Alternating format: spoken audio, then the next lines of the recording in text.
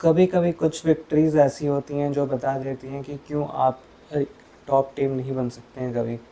ये जो Manchester United का आज 3-2 विन था बर्नली के अगेंस्ट। बर्नली अच्छी टीम है वैसे, इतनी ख़राब टीम नहीं है। एंड मैनचेस्टर यूनाइटेड का अच्छा था, वो डोमिनेट भी कर रहे थे, बट अगेन आपने 2 गोल कंसीड किया। वो क्यों किया? अगर आप किसी टॉप टीम के अगेंस्ट खेलते हो तो आप बहुत डिफेंसिवली साउंड रहते हो, और जैसे ही आप किसी लो ब्लॉक वाले टीम के साथ खेलते हो तो आप काउंटर अटैक पे 2 गोल कहीं ना कहीं से खा लेते हो।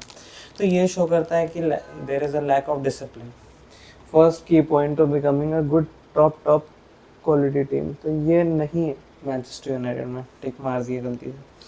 डिसिप्लिन नहीं है मैनचेस्टर यूनाइटेड में, इसीलिए बार बार करती है। ये नहीं है कि उनके पास एबिलिटी नहीं है, उनके पास एक ऐसा डिफेंस नहीं है जो कि गोल्स कंसीड ना करे, बट उनके पास डिसिप्लिन नहीं है, उनका वो मेंटालिटी नहीं है।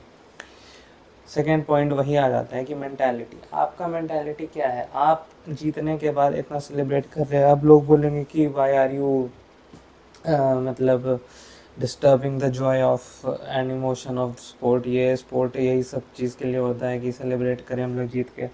आर्सेनल जब अपने बहुत ही घटिया एरा में थी, उनाई एमरी के, गुंडोजी या कोई तो गोल मार दिया था एस्टन विला के अगेंस्ट, एंड मेरा वही रिएक्शन था कि भाई ये गोल आर्सेनल को बर्बाद कर सकता है, क्योंकि ये मैनेजर को सैक होना चाहिए था। And the way we are celebrating mediocrity right now, तो आर्सेनल आगे नहीं बढ़ पाएगी कभी। और वही हुआ 2-3 साल मिकेल आर्टेटा के आने के बाद भी हम लोग इतने नीचे चले गए थे, हमारा मेंटालिटी इतना ख़राब हो गया था कि मिकेल आर्टेटा को कितना 2-3 साल लग गया, इतने सारे पैसे लग गए कि भाई किसी तरह इस मेंटालिटी को निकालो और एक डिसिप्लिन और मेंटालिटी लाओ। तो मैनचेस्टर यूनाइटेड में वो भी नहीं है। कंसिस्टेंसी पे तो भाई हंस ही दो, आप हंस दो कि कंसिस्टेंसी तो बिल्कुल नहीं है मैनचेस्टर यूनाइटेड में। स्टेबिलिटी घंटा नहीं है, कुछ नहीं है। स्टेबिलिटी क्या है? मैनेजर पेनल्टी नहीं देख पाता, मैनेजर का हालत ख़राब है, मैनेजर को लग रहा है कि भाई लास्ट जॉब है मेरा, नहीं होगा तो घर उजड़ जाएगा मेरा, क्या हो जाएगा। इतना अंडर प्रेशर कैसे हो सकते हो आप? रूबन एमोरिम इतना अंडर प्रेशर लगता है, इतना अंडर प्रेशर लगता है कि भाई क्या ही हो गया उसके साथ। क्योंकि आप बर्नली के अगेंस्ट खेल रहे हो, आप पेनल्टी क्यों नहीं देख पा रहे हो? पेनल्टी लेना, जैसे सेस्को नहीं ले पा रहा है पेनल्टी, वो अलग बात है। सेस्को पेनल्टी नहीं ले पा रहा है तो फिर आपको लग रहा है कि हाँ भाई डर गया, थोड़ा यंग है, थोड़ा प्रेशर में होगा। आप एज अ मैनेजर, आप तो एक्सपीरियंस मैनेजर हो, आप तो बूढ़े हो चुके हो भाई, आपको तो 40 साल के हो गए। रूबन एमोरिम कितने साल का है? जितने साल का भी है। तो आप क्यों नहीं, आप as a coach, as a leader ही इतने कावर्डली एक्ट करोगे तो फिर आपके टीम में क्या मैसेज आएगा? तो स्टेबिलिटी मैनेजर लाता है, और मैनेजर में स्टेबिलिटी मेंटालिटी कुछ नहीं है। Consistency discipline are by products of stability and mentality. तो ऑब्वियसली चारों इंटर कनेक्टेड हैं तो नहीं होगा। टुगेदरनेस एक चीज़ है, जब टीम जीतती है तो आपको लगता है कि टुगेदरनेस है, वो हारती है तो लगता है कि नहीं है। तो टुगेदरनेस मोस्टली दिखता है कि ब्रूनो भी पोर्टुगल से है, वो भी पोर्टुगल से है, तो वो थोड़ा सा आपको दिखता है कि ये एक दूसरे के लिए खेलना चाहते हैं, जीतना चाहते हैं। But is that enough? No. जब तक आप पहला 4 कवर नहीं करोगे, ये तब आता है जब आप ये सब कवर करते हो, उसके बाद इन द प्रोसेस ये कवर होता है कि भाई the pain, the struggle of these 4 things जो बिल्ड करने में आपको लगता है, उसके बाद टुगेदरनेस आता है। मिकेल आर्टेटा जब पूरा मेंटालिटी बैठा दिया था और हारे जा रहा था, उसके बाद जॉश क्रोन्की आके उसको बोला था कि कोई बात नहीं, we are in this together. तो ये टुगेदरनेस आया एंड आर्सेनल का प्रोजेक्ट फट गया। तो ये सब चीज़ें मैनचेस्टर यूनाइटेड को देखना चाहिए। बट ठीक है, अब as a Manchester United fan आपको खुश होना चाहिए कि भाई जैसे भी गरीबी में आटा गीला, कि भाई कहीं से कुछ भी तो पॉइंट मिले। और एज अ फुटबॉल फैन अगर हम सोचें तो अगर मेरा क्लब इंटरनेशनल ब्रेक के पहले जीत के चला जाए तो अच्छा रहता है। 2 वीक आप ज़्यादा नहीं सोचते हो, एक पॉजिटिव नोट में एंड होता है। तो वो सब पॉजिटिव चीज़ें हैं।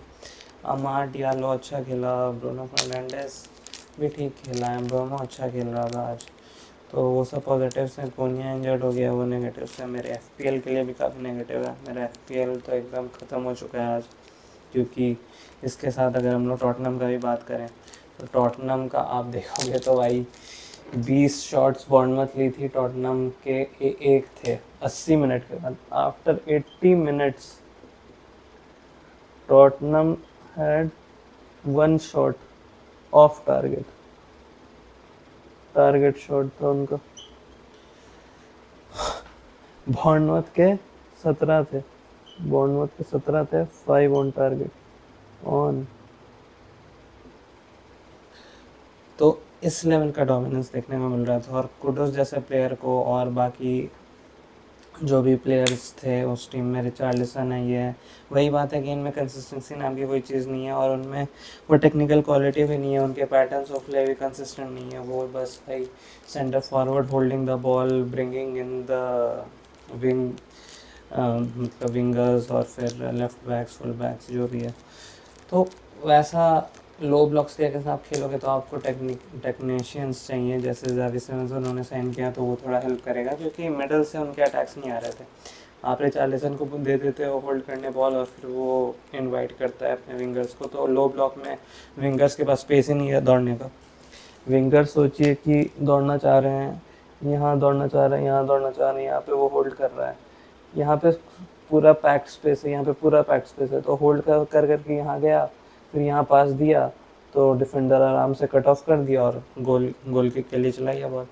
तो ये सब चीज़ें वर्क नहीं कर रही थी। और मोहम्मद कुडूस का ये बता दें कि मोहम्मद कुडूस को वेस्ट हैम में बहुत स्पेस मिलता था। जब बहुत स्पेस मिलता है आपको तो बहुत सारे प्लेयर्स बहुत अच्छा करते हैं, एंड अगर किसी भी टॉप क्वालिटी प्लेयर को स्पेस अफोर्ड करोगे तो वो अपना बेस्ट ही देगा। बट अगर आप टॉप टीम्स में आते हो, बिग 6 वाली टीम्स में, टॉटनहम अभी टॉप टीम है कि नहीं पता, बट अगर आप पार्ट होते हो टॉप टीम्स के तो आपको कम स्पेस मिलता है। फिर आपका टेक्निकल क्वालिटी भी हाई होना चाहिए, आपका एंटिसिपेशन, विजन एंड टीम के साथ कमराडरी, ये सब चीज़ें बहुत काउंट करती है। तो ये सब टॉटनहम में मिसिंग दिखा आज। और जो भी लोग बहुत हाइप कर रहे थे टॉटनहम को, बॉर्नमouth ने हमें बता दिया कि भाई ठीक है, मिड टेबल क्लैश है तो हम लोग दिखाएंगे कि कौन बेटर मिड टेबल टीम है। बॉर्नमouth ऑब्वियसली गुड, 2 क्लीन शीट्स रखा है उन्होंने लिवरपूल के अगेंस्ट। जो गोल कंसीड किया था उसको बहुत सीरियसली ले लिया उन्होंने, एंड उसके बाद अच्छा किया। बाकी आप देखोगे तो चेल्सी के गेम में जो 21st मिनट में हुआ है, हटाओ ये सब बात, फालतू बात है ये सब। फुटबॉल को रूइन किया जा रहा है। चेल्सी के साथ जो हुआ है 21st मिनट में, they should thank the gods, क्योंकि गली फुटबॉल में आप देखते हो कि भाई ऐसा कुछ होता है, कोई किसी के पैर पे चढ़ जाता है, लोग रोक के गिर जाते हैं, भाई कोई आता भी नहीं उठाने, आप खुद उठो। ये फालतू का रोना धोना नहीं चलता इस मैच में, चाहे भाई इंडिया में ही हो। बाकी तो इंडिया तो उतना फुटबॉलिंग नेशन अच्छा है भी नहीं, बट यहाँ भी उतना पैशन रहता है चीज़ों में। और VAR भाई, VAR is ruining the sport. VAR के साथ आप जो कर रहे हो ये बंद कर दो, क्योंकि टेक्नोलॉजी आपको कोई फ़ायदा नहीं दे रहा है। ऑफसाइड वाला रखो, वो ऑफसाइड का आपको ऑटोमेटेड मिल गया है, अब आपके बस की बात भी नहीं थी वो, तो ऑटोमेटेड मिल गया है।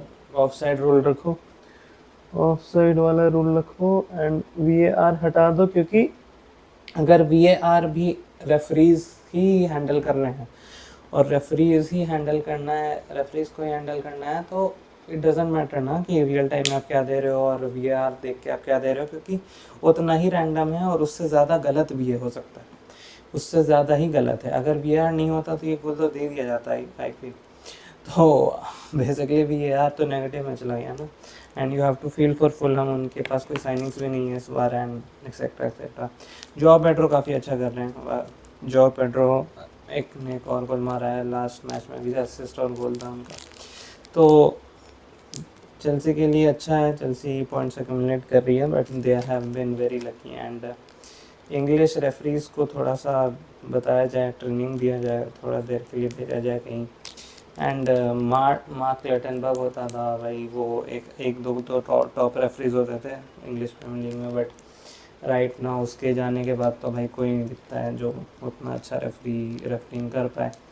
कोई मेंटालिटी वाइज उतना उस लेवल पे नहीं है, कोई टैक्टिक मतलब डिसीजंस नहीं दे पाता है, और अंडर प्रेशर आके कुछ भी बोलते हैं लोग। तो VAR तो इस सीज़न भी और भी घटिया ही होते जा रहा है। तो देखना पड़ेगा कि VAR तो ठीक चीज़ है, बट उसको हैंडल कौन कर रहा है, that is the main question. बाकी ठीक है, प्रीमियर लीग टेबल एक बार देख लिया जाए। प्रीमियर लीग टेबल देखा जाए तो चेल्सी टॉप पे आ गई है 7 पॉइंट्स के साथ। तो अगर आर्सेनल ड्रॉ भी करती है फिर भी चेल्सी का गोल डिफरेंस 6 है, तो वो हो सकता है टॉप पे रहे, अनलेस कि आर्सेनल ने ज़्यादा गोल मारा होगा आई गेस, तो फिर आर्सेनल भी टॉप पे आ सकती है। एंड अल्फ़ाबेटिकली तो आना भी चाहिए।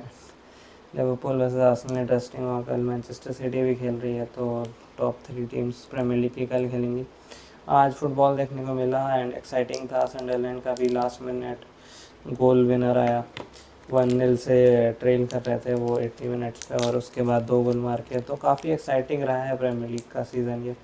लीड्स वर्सेस न्यूकासल अभी चल रहा है एंड उसमें भी देखेंगे कि कैसा खेल रही है। लीड्स अपने होम में काफ़ी एनर्जेटिक रहती है। लीड्स वैसी टीम होगी जो अपने होम में अच्छा करेगी और अवे फ्रॉम होम उतना अच्छा नहीं कर पाएगी।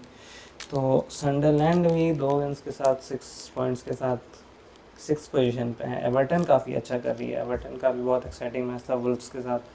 तो एक्साइटिंग रहा है प्रीमियर लीग का ये आज का दिन भी, एंड होप करते हैं कि कल का भी दिन अच्छा हो। बाकी तो भाई आप लोग वीआर के अगेंस्ट आवाज़ उठाइए, और मैनचेस्टर यूनाइटेड फैंस अगर कोई ज़्यादा खुश हो रहे हैं तो उनको बोल दीजिए कि भाई आराम से थोड़ा, ये तो बर्नली था, अभी रेलीगेशन बैटल में और भी बहुत टीमें आने वाली हैं जिनसे जीतना मुश्किल होगा आपको। तो बस थैंक यू।